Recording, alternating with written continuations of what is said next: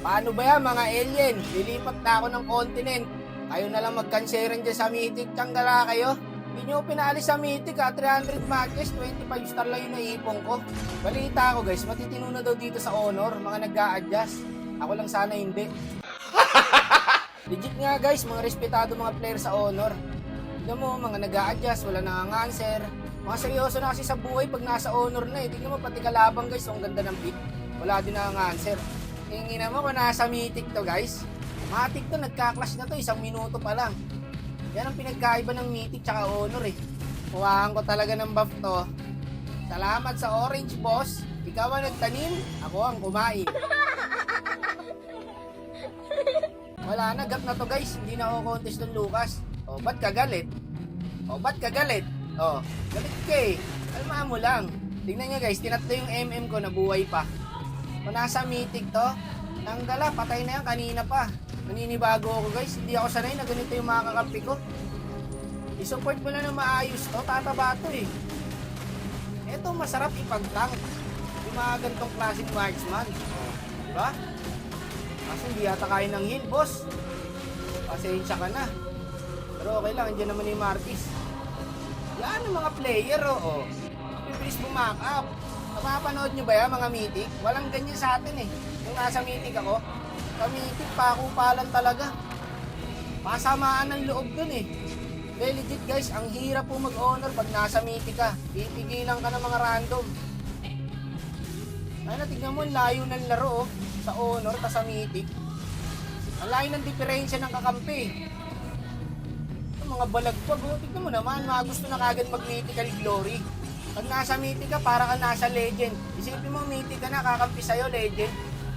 Tapos ang mga kalaban, puro Mythic. Kaya pala wala nang matinong player sa Mythic, guys. Kasi nasa honor na po lahat. Tsak, yung iba dyan, nasa mythical glory na. Ang gagaling, guys, oh. Hindi, nanibago lang ako, guys, kasi never ko naranasan yung ganitong kakampi sa Mythic, eh.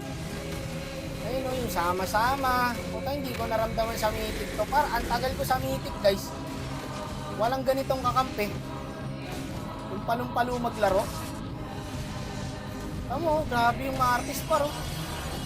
Dami napansin ba kayo guys? Walang napipid sa kakampi ko. Kahit isa, lahat may tira. Guys, kung nasa Mythic kayo, alis ka agad kayo dyan. Wala kayong matututunan. Pinakamagandang advice ko guys, huwag kayong magso-solo pag nasa Mythic kayo.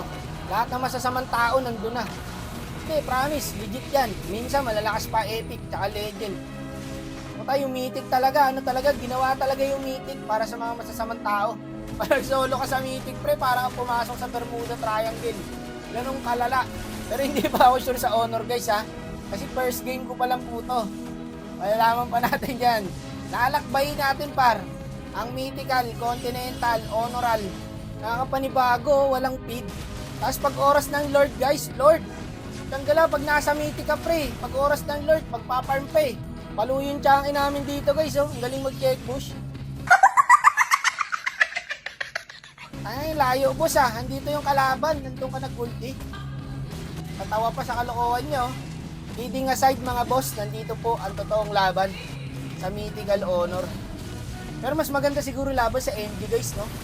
Di bale, makakapasok din tayo sa mundo ng mga Mythical Glory pre. Peace lang. O hindi naman ako tatagal sa honor eh, kasi tignan mo makakakampi pa ro. Patitino na. Huwag nawala na yung sumpa mga bossing, yung nangyayari na po. First time in history, sa labi ko, wala pong napid. Nag 2 games ulit ako sa honor guys, bago ako natulog. Ayan, nag-select at Granger tayo, panalo ulit. Hindi ako sanay ng win streak ah.